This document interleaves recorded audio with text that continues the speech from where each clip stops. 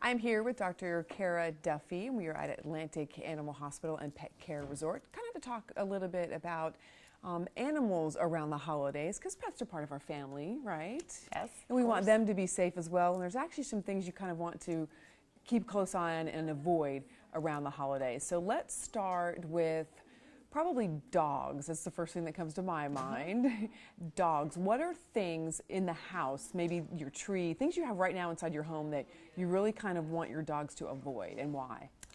So certain types of plants that are around at Christmas time, poinsettias, holly, mistletoe, all three of those things can cause GI upset and some other issues if the dogs get into those. Especially if you have a dog you know is going to chew things, like eats everything. Right. You don't want Dogs it to that eat tend to chew things and get into everything, or any puppies like to get into any sort of new things. And then watching the Christmas ornaments and the other decorations, dogs will eat glass Christmas ornaments. That can obviously be dangerous for them. Electrical cords, you want to watch, try to keep them covered, or I know they sell kind of plastic wraps that can go around an electrical cord if you're really worried that the dog's going to get into something. Because they'll chew right through that too. Right. Drinking the water from the Christmas tree stand, especially if it has any fertilizers in it, that can be a problem. Or just water that's kind of sitting there can have bacteria in it. And I guess keep in mind too, if you have a dog that's kind of active or a bigger dog, they can actually kind of knock the tree over. Exactly. Yeah. So it might be a good idea, when the dog's not supervised, to keep it in an area that's just away from the tree or lots of decorations that can be knocked over or chewed on. Kind of thing. Best advice, I guess, kind of know your dog and make sure make sure you plan ahead, which you do for a lot of things as well. Now, if I have friends coming over for a get-together, a party or dinner or anything like that, my father is notorious for wanting to feed the dogs. I mean, when they come, now I'll probably have 6 dogs in my house on Christmas Day, because everybody brings their dogs, and they know as soon as Pop comes in, he is going to give them food. And that is not a good idea. I tell him not to do that. Right, yeah, lots of, our holiday foods, cookies, and lots of kind of rich foods are around, and those really are not great for dogs. Chocolate, especially, that kind of thing. But really just high fat, high sugar foods, too, can cause a lot of GI issues with the dogs. And so guests coming over, try to ask them not to give the dogs treats, no matter how much they beg or how adorable they look. Yeah. And I think also, when you're having a party or something, keeping in mind that if you've got food out on a buffet or a coffee table, again, know your dog. Some dogs, might not bother anything, but you can't count on having food just out on display, and it's too tempting. Make sure the dog's not getting into that kind of thing. Yeah, that can definitely be too tempting for animals. Is there any particular food that is really, I know chocolate can be, because I actually had a small dog, a Cocker Spaniel, who ate too much. She got into some candy by mistake, and it really sent her just bouncing off walls. But is there something, that could be poisonous besides causing a GI problem? Well, chocolate at a certain level, especially dark chocolate, can cause other toxic effects to the heart, to the neurologic system. I mean, it can potentially be fatal if they eat enough of it.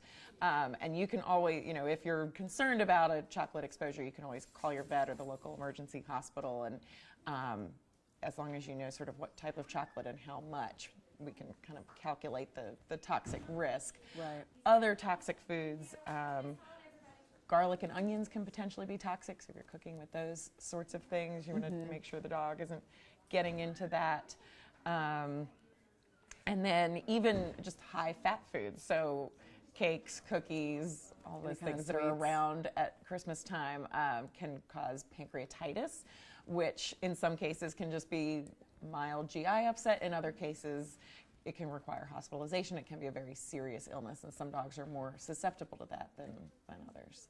One discussion we've had a lot too is sometimes you'd like to give your dog a steak bone.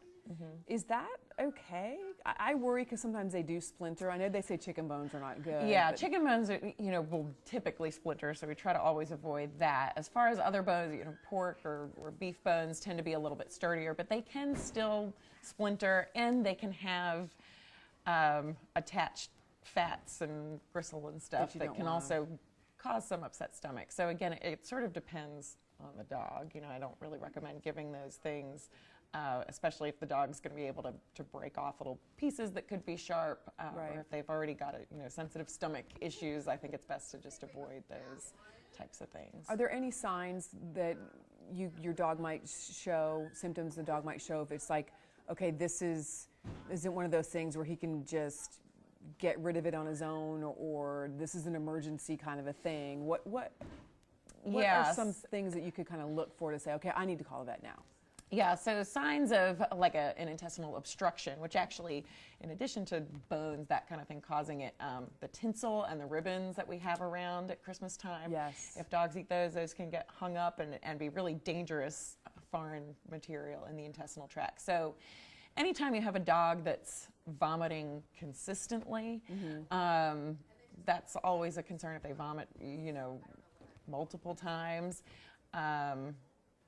Diarrhea that goes on for more than a day or so. Okay. If they're not eating, if they seem like they're painful in the abdomen, and sometimes if they'll sort of hunch or they'll be stretching and they're uncomfortable. Yeah, just acting uncomfortable.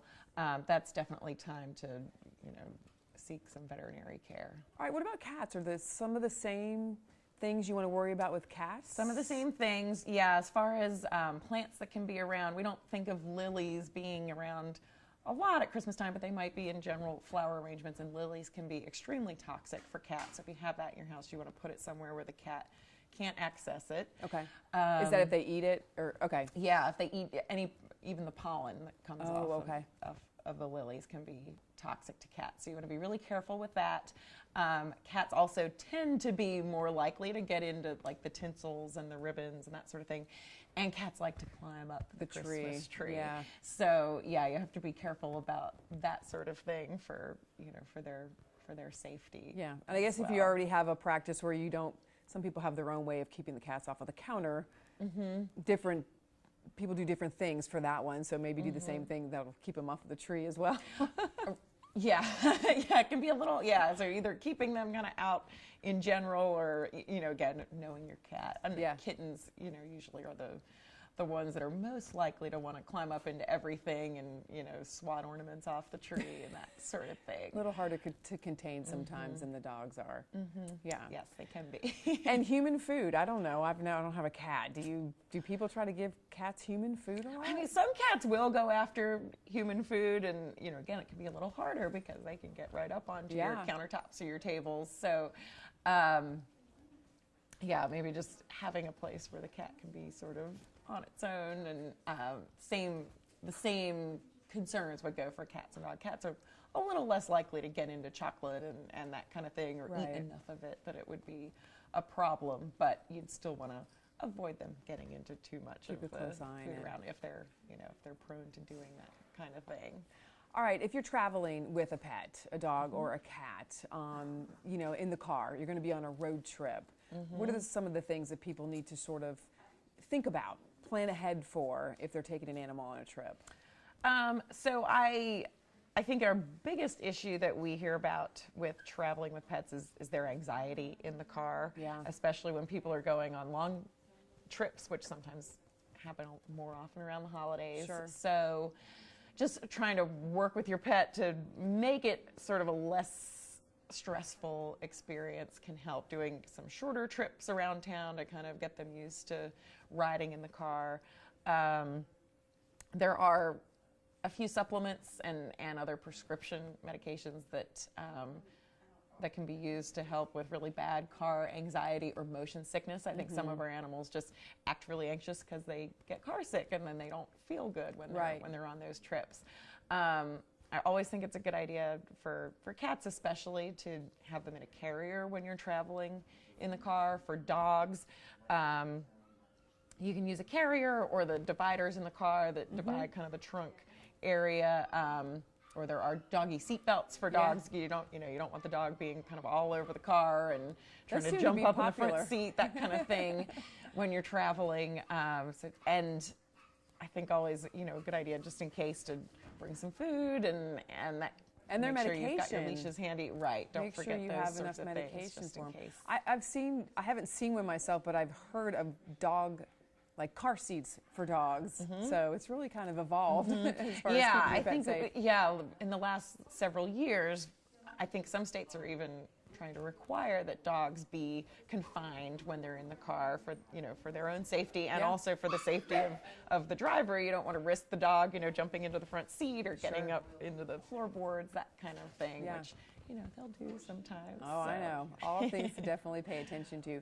Now, if you're trying to maybe find some gifts for your pet, I know I've always avoided anything with those squeaky things in the middle, not only because they're annoying, but because my dogs tend to chew right through there and then they pull that squeaky thing out. Yeah, And that a lot of I'm afraid they'll dogs do. choke on it. If they eat that and try to swallow it, which you're right, a lot of dogs when they get a squeaky toy will go right for that squeaker, Yeah. and just try to pull that out. They probably first think it's thing. annoying too. Maybe. Or they're just playing with it. Yeah, but- so again, I think it really depends on the dog. Some dogs will have their toys and they keep them really nice. Mine will just destroy anything with stuffing and spread it all over the house as quickly as possible. So, sometimes the rawhide chews I think are good for lots of dogs, but again, I usually recommend if you're not sure to monitor the dog ahead of time, Yeah, make 'cause sure they they're can- not going to try to swallow a big piece of it. Sure. The really hard rubber toys, like the Kong toys, are usually pretty indestructible, and they're nice because you can put little treats inside, and that kind of keeps the dog busy. Yep. So again, if you're traveling or you're having a party, it's nice to have a toy like that can kind of distract 'em the dog occupied. for a while, and give them something to do.